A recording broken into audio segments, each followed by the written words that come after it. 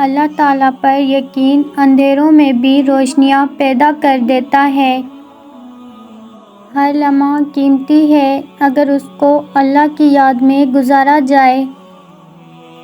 ہم سفر وہی اچھا ہے جو دین اور دنیا دونوں سنوار دے۔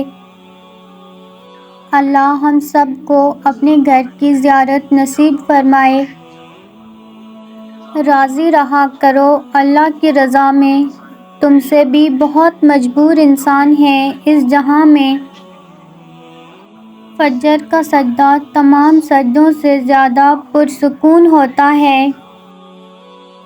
جب بے وجہ توڑ دیے جاؤ تو سمجھ جاؤ اللہ تعالیٰ اپنے قریب لا کر جوڑنا چاہتا ہے۔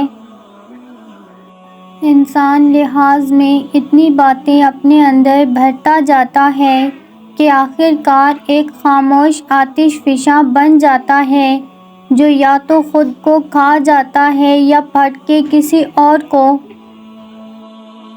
بھائیوں نے یوسف کو مارنا چاہا مگر ناکام رہے، باپ کی نگاہوں سے دور کیا مگر محبت اور بڑھتی گئی، غلام بنا کر بیچ دیا مگر خدا نے بادشاہ بنا دیا۔ اس لیے لوگوں کی چاہت سے تم پریشان مت ہو کیونکہ اللہ کے فیصلے اور چاہت سب پہ بھاری ہے۔ جب کوئی آپ کی ہزار مخلصانہ کوششوں کے بعد بھی آپ کو چھوڑ جانے پہ بز ہو تو پھر ایک ہی قیمتی تحفہ ہے جو اسے آپ کو دینا چاہیے، وہ ہے راستہ۔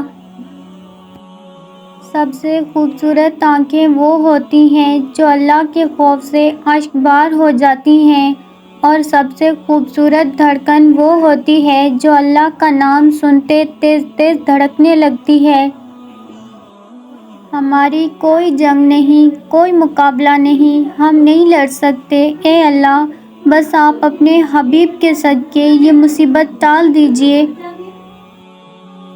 تمہارے رب نے شہد کی مکھی کے دل میں یہ بات ڈال دی ہے کہ تو پہاڑوں میں اور درختوں میں اپنے گھر چھتیں بنا، پھر ہر قسم کے پھلوں سے اپنی خوراک حاصل کر۔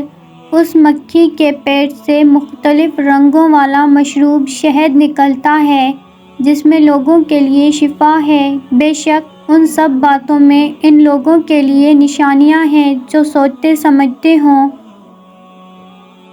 مان رکھنا سیکھیں، زندگی بہت چھوٹی سی ہے، اور کوشش کریں کہ کسی کا مان، اعتماد، اعتبار اور یقین نہ ٹوٹنے پائے۔ وقت تو گزر جاتا ہے لیکن دی ہوئی تلخیوں کے نقش باقی رہ جاتے ہیں۔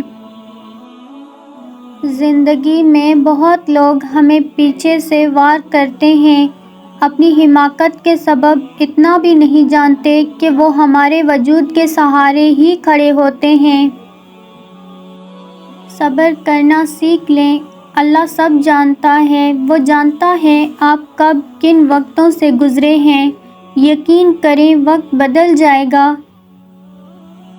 حضرت علی رضی اللہ تعالیٰ عنہ نے فرمایا ہے، کسی کا دل مت دکھاؤ، ہو سکتا ہے وہ تمہیں ایسے چاہتا ہو جیسے مرنے والا زندگی۔ حدیث قدسی میں اللہ کا ارشاد ہے کہ میں ایک چھپا ہوا خزانہ تھا، میں نے پسند کیا کہ میں پہچانا جاؤں، بس میں نے مخلوق کو پیدا کر دیا کہ لوگ میری معرفت حاصل کریں۔